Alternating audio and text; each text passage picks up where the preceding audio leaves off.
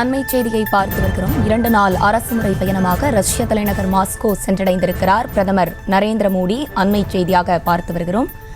2 நாள் அரசுமுறை பயணமாக ரஷ்ய தலைநகர் மாஸ்கோவிற்கு சென்றடைந்திருக்கிறார் பிரதமர் நரேந்திர மோடி.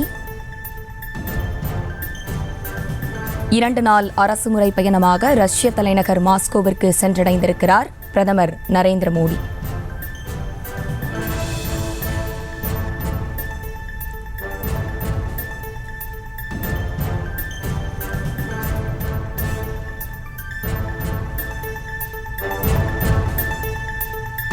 இரண்டு நாள் அரசுமுறை பயணமாக ரஷ்ய தலைநகர் மாஸ்கோவிற்கு சென்றடைந்திருக்கிறார் பிரதமர் நரேந்திர மோடி.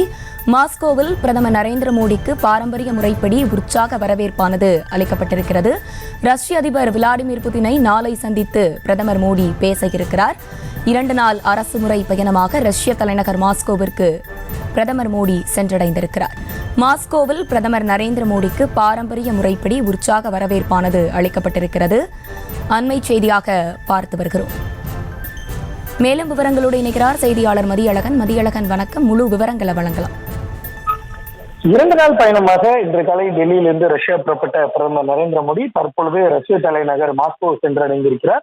மாஸ்கோ விமான நிலையத்தில் பாரம்பரிய முறைப்படி பிரதமர் நரேந்திர மோடிக்கு உற்சாக வரவேற்பு அளிக்கப்பட்டு இருக்கிறது. விமானத்திலிருந்து இறங்கிய அவருக்கு இந்த வரவேற்பு அளிக்கப்பட்டு இருக்கிறது. இதனைத் தொடர்ந்து அவர் புறப்பட்டிருக்கிறார். இன்று இரவே ரஷ்ய அதிபர் விளாடிமிர் புட்டினை பிரதமர் மோடி சந்திக்கிறார். கிரெம்லின் மாளிகையில் அவருக்கு விருந்து அளிக்கப்படுவதாகவும் தகவல்கள் வெளியாகி இருக்கின்றன.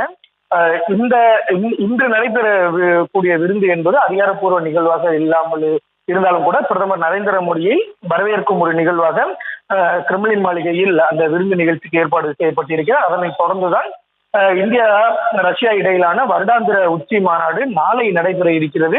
அந்த மாநாட்டில் தான் இருதரப்பு உறவுகள், வர்த்தகம், பாதுகாப்பு உள்ளிட்ட பல்வேறு விவகாரங்கள் குறித்து இரு நாடுகள் சார்பிலும் பேச்சுவார்த்தை நடைபெற இருக்கிறது. இந்தியா சமீப காலமாக கச்சா எண்ணெயை ரஷ்யாவிலிருந்து வாங்கக்கூடிய ஒரு நிகழ்வும் நடைபெறுகிறது. அது தொடர்பாகவும் வர்த்தகம், பாதுகாப்பு உள்ளிட்ட பல்வேறு நிகழ்வுகள் தொடர்பாக இந்த பேச்சுவார்த்தை இருக்கும் என்று எதிர்பார்க்கப்படுகிறது. 2 நாள் பயணமாக பிரதமர் மோடி சென்றடைந்திருக்கிறார். இதனைத் தொடர்ந்து ரஷ்யாவில் பயணத்தை முடித்துக் கொண்டு 1 நாள் பயணமாக பிரதமர் நரேந்திர மோடி ஆஸ்திரேலியா செல்ல இருக்கிறார்.